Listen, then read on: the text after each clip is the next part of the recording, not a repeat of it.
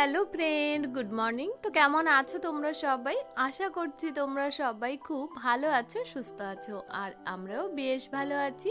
তো এখন বাজে ঘড়িতে সকাল 9টা। তো এখন থেকে তোমাদেরকে সাথে নিয়ে নতুন একটি ব্লগ শুরু করছি। আই হোপ তোমাদের একটু হলেও ভালো লাগবে।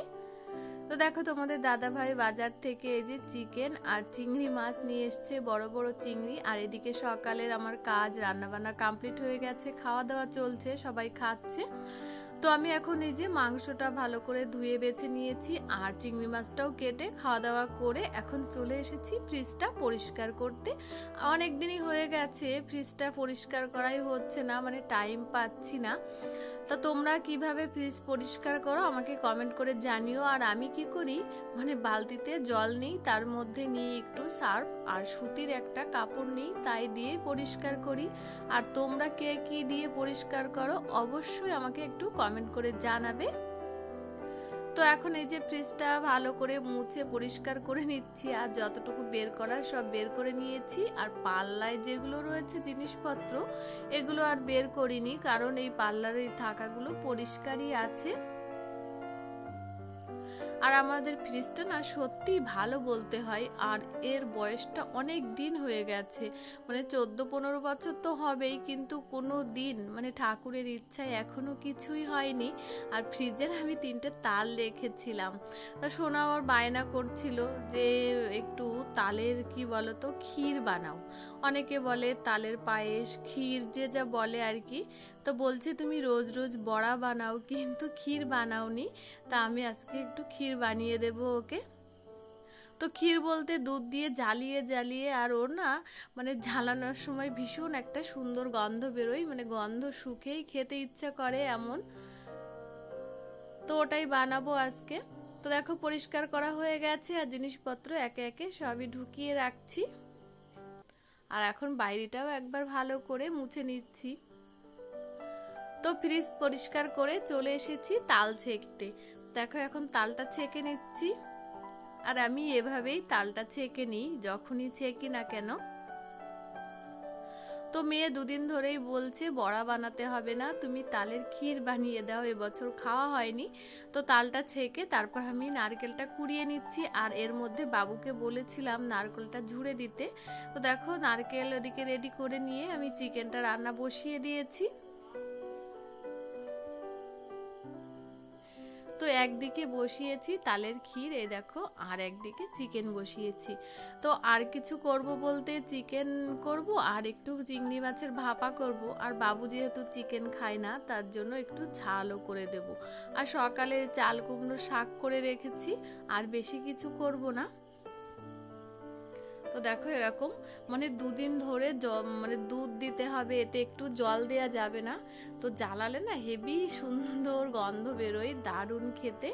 তো আজকে চিকেনটার বেশি মানে গাঢ় করব না, হালকাই ঝোল করব, একেবারে পাতলা পাতলা। চিকেনটা আমার প্রায় হয়ে এসেছে, একটু বাদেই নামিয়ে নেব। তো দেখো এই যে সকালে চাল কুমড়ো শাক করে রেখেছিলাম, আর বাবুর জন্য এই যে চিংড়ি মাছের ঝোল বানিয়েছি। তো এগুলো তোমাদের সাথে আর শেয়ার করা হয়নি।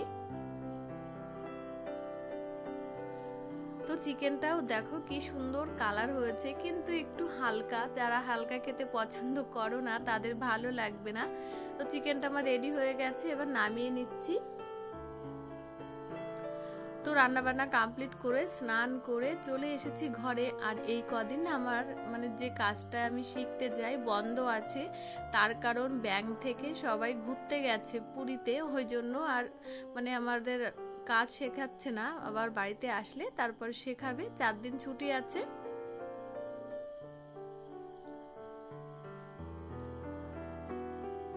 তো এখন এই যে স্নান করে চলে এসেছি, আর এখন সিঁদুরটা পরে নিয়ে তারপর এখনো পুজো দেওয়ার কাজ বাকি রয়েছে, পুজো দিয়ে তারপর সবাইকে খেতে দিয়ে দেব। আর যেহেতু সোনার আজকে স্কুলটাও নেই, ওই জন্য মানে ও তাড়া দিচ্ছে খাবে খাবে করে। আর আমাদের কি বলতো, সবাই মিলে সকাল করে খাওয়া অভ্যাস, তো ওই জন্য মানে সকাল সকালই খাওয়ার জন্য সবাই পাগল হয়ে যায়।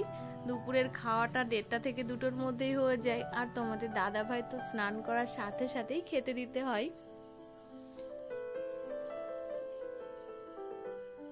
তো সত্যি কথা বলতে কি, মানুষ আছে অনেকেই সংসারে, কিন্তু কাজের মানুষ নেই, সেই আমাকেই সব সামলাতে হয় আর কি।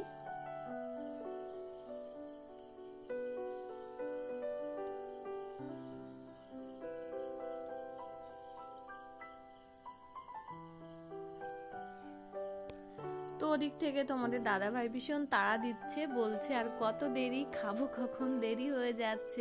তার কারণও আছে, তোমাদের দাদা ভাই সকাল করে ওইদিকে বেরিয়ে যায়, খিদে পেয়ে যায় ওই জন্য। আর আমরা তো যেহেতু একটু বেলাতে খাই, আমাদের একটু দেরি করেই খিদে পাই।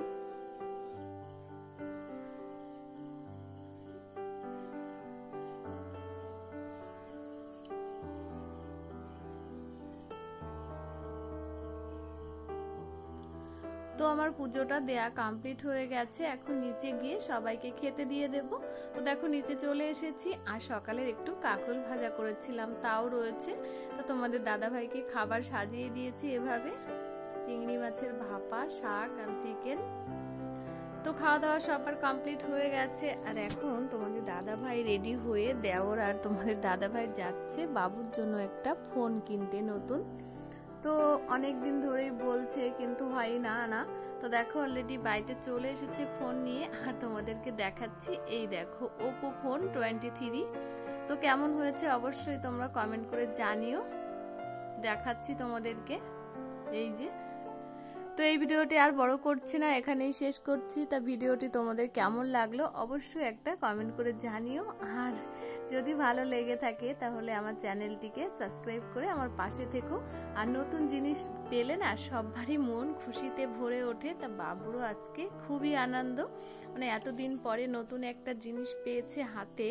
আর মোবাইলটা মানে দোকান থেকেই সোনার ছবিটা সেট করে নিয়ে এসছে আসার সময়। তো আবার ফিরে আসছি নতুন ভিডিওতে, ততক্ষণে সবাইকে টাটা।